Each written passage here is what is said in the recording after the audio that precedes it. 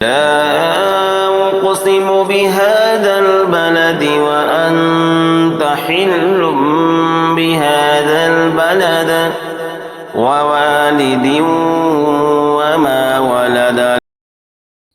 السلام علیکم ورحمۃ اللہ وبرکاتہ. بسم اللہ الرحمن الرحیم. لا اقسم بهذا البلد وانت حل بهذا البلد ووالد وما ولد لقد خلقنا الانسان فی کبد. محترم سامعین، آج سورۃ البلد کا ترجمہ، تفسیر اور اس کے لغوی معنی پڑھیں گے. یہ سورت بھی مکی سورتوں میں سے ہے. اس سورت کے اندر اللہ تبارک و تعالی نے 3 قسم کے مضمون بیان فرمایا ہے. پہلا مضمون ہے انسان کی پیدائش کے متعلق کہ اللہ تبارک و تعالی نے انسان کو محنت و مشقت میں پیدا فرمایا ہے اور اس کو دو مثالوں سے واضح فرمایا ہے. تو اس کو بھی مکمل سیکھیں گے، اس کو مکمل اس کی تشریح پڑھیں گے. اسی طریقے سے دوسرا جو مضمون ہے کہ اللہ تبارک و تعالی نے جو اپنے بندوں پر انعام فرمایا ہے، جو اپنے بندوں کو انعام دیا ہے، اس کا ذکر فرمایا ہے. اور اسی طریقے سے تیسرا مضمون ہے کہ کافر و مسلمان کے درمیان کہ بعض کوئی ایمان لاتے ہیں اور نیک صالح عمل کرتے ہیں تو ان کو صحیح بدلہ اور اچھا بدلہ ملے گا، اور جو ایمان نہیں لاتے، نیک عمل نہیں کرتے تو ان کو سزا ملے گی اور دوزخ میں جائیں گے. تو سورۃ الشمس یعنی سورۃ البلد کا ترجمہ، تفسیر اور اس کے لغوی معنی پڑھیں گے. آپ حضرات اخیر تک ویڈیوز میں بنے رہے. تو چلیے سبق شروع کرتے ہیں. بسم اللہ الرحمن الرحیم. لا اقسم بهذا البلد، میں قسم کھاتا ہوں اس شہر کی. لا یہاں زائدہ ہے، اور اقسم میں قسم کھاتا ہوں، یعنی اللہ تبارک و تعالی قسم کھا رہا ہے. بهذا اس، اور بلد کے مطلب ہوتا ہے شہر. میں قسم کھاتا ہوں اس شہر کی، اور اس بلد سے مراد یہاں مکہ المکرمہ ہے، کیونکہ اللہ تبارک و تعالی نے سورۃ التین کے اندر بھی قسم کھایا ہے وَهَذَا الْبَلَدِ الْأَمِينَ، اور اس امن والا شہر کی قسم. آگے اللہ تبارک و تعالی نے اپنے حبیب صلی اللہ علیہ وسلم کو بشارت دیتے ہوئے فرمایا کہ وَأَنْتَ حِلٌّ بِهَذَا الْبَلَدِ، اور آپ کو حلال ہونے والا ہے اس شہر میں. واو اور انت آپ، اور حلن یہ اسم فاعل کے معنی میں ہے، یعنی حلال ہونے والا ہے.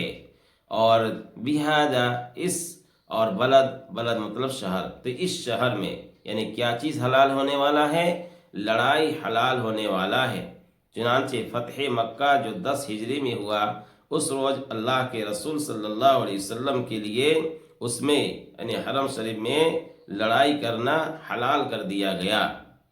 آگے اللہ تبارک و تعالی نے فرمایا وَوَالِدٍ وَمَا وَلَدَ، اور میں قسم کھاتا ہوں باپ کی اور اولاد کی، ہے نا. واو اور والد مطلب باپ، مراد اس میں حضرت آدم علیہ نبی علیہ السلام ہیں. وما ولد، واو اور ماں کے مطلب ہوا جو، ولدا کے مطلب ہوا پیدا کیا، اور جو اس نے پیدا کیا. تو پیدا کیا یعنی اولاد، اور باپ کی اور اولاد کی.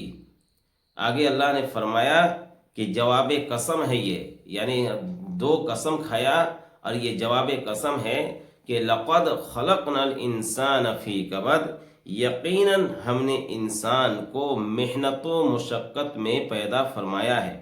لقد یقیناً، خلقنا ہم نے پیدا کیا ہے، یا نون الف زبر نہ ہے تو اس کا مطلب ہوتا ہے ہم نے، اور ہم نے پیدا فرمایا. تو خلق یخلقو سے ہے خلقنا، یعنی ہم نے پیدا فرمایا. انسان فی میں کبد مطلب ہوتا ہے محنت و مشقت. تو اس جملے کا مطلب یہ ہے کہ اللہ تبارک و تعالی نے انسان کے فطرت میں یہ رکھا ہے کہ وہ انسان ہمیشہ کچھ نہ کچھ مصیبتوں میں، کچھ نہ کچھ غم میں، کچھ نہ کچھ پریشانیوں میں مبتلا رہتا ہے. دنیا میں کوئی انسان ایسا نہیں جو چین و سکون کے ساتھ ہو. یعنی کچھ نہ کچھ پریشانیوں میں مبتلا رہتا ہے. ایک بیماری ختم تو دوسری بیماری آتی ہے، ایک پریشانی ختم تو دوسری پریشانی آتی ہے. یہ انسان کے فطرت میں ہے. اور اس کو مثال کے ساتھ اس طرح ذکر فرمایا کہ اللہ کے رسول صلی اللہ علیہ وسلم مکۃ المکرمہ میں تھے. مکۃ المکرمہ یہ زمانے جاہلیت کے اندر بھی یہ تعظیم وہاں سمجھا جاتا تھا. اگر باپ کا قاتل وہاں موجود ہوتا تو اسے بھی قتل نہیں کیا جاتا تھا. یہاں تک کہ زمانے جاہلیت کے جو کافر و مشرک تھے وہ لوگ بھی وہاں کا گھاس یا اسی طریقے سے دیگر چیزیں کی حفاظت فرماتے تھے.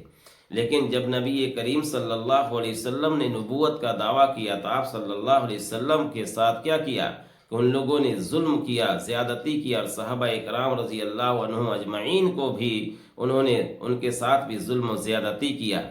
تو یہ ایک پریشانی ہوئی. یعنی اللہ کے رسول صلی اللہ علیہ وسلم کو یہاں تک پریشان کر دیا کہ اللہ کے رسول صلی اللہ علیہ وسلم مکۃ المکرمہ سے ہجرت کر کے مدینہ المنورہ چلے گئے. پھر دوسرا مثال ووالدین وما ولد میں ہے کہ انسان ہیں اور ماں باپ ہیں. تو جب باپ یعنی ماں باپ ہوتے ہیں تو جب بچہ حمل ٹھہرتا ہے اس وقت سے پریشانی شروع ہوتی ہے. حمل کا مسئلہ ہے، پھر سے پیدائش کا مسئلہ ہے، دودھ پلانے کا مسئلہ ہے، پھر اس کی پرورش اور اس کا دیکھ بھال کا مسئلہ ہے. یعنی انسان زندگی بھر پریشانیوں میں مبتلا رہتا ہے اور ہمیشہ کچھ نہ کچھ غم میں مبتلا رہتا ہے. تو اس کے اندر یہ بیان فرمایا ہے. آگے ایک مضمون شروع ہوتا ہے جو مضمون ہے کافر اور غافل شخص کے بارے میں. اللہ تبارک و تعالی نے فرمایا کہ ایحسب ان لن یقدر علیہ احد، کیا وہ خیال کرتا ہے کہ ہرگز اس پر کوئی قادر نہیں ہے. کے مطلب ہو کیا، یحسبو کے مطلب ہوتا ہے حساب لگانا، خیال کرنا، گمان کرنا. یعنی گمان کرتا ہے ان کے لن ہرگز نہیں، یقدر قادر ہونا، قدرت پانا، علیہ اس پر، اور احد کے مطلب ہوا کوئی. لیکن معنی ایک احد کا مطلب ہوتا ہے ایک، لیکن جب تنوین کے ساتھ ہو تو یہاں معنی ہوتا ہے کوئی. یعنی کیا غافل شخص اور کافر شخص یہ خیال کرتا ہے کہ اس پر کوئی بھی قادر نہیں ہوگا. اور کافر شخص کیا کہتا ہے کہ یقول اہلکت مالا لبدا، وہ کہتا ہے کہ میں بہت سارا مال، ڈھیر سارا مال خرچ کر رکھا ہے.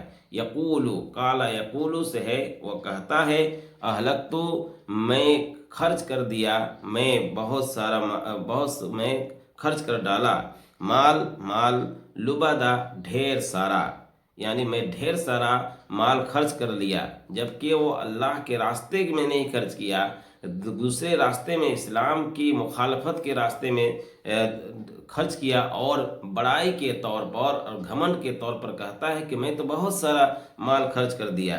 آگے فرمایا اور اس کا یہ بھی خیال ہوتا ہے ایحسب ان لم یرہ احد، کیا وہ خیال کرتا ہے، گمان کرتا ہے کہ ہر کوئی اس کو نہیں دیکھ رہا ہے.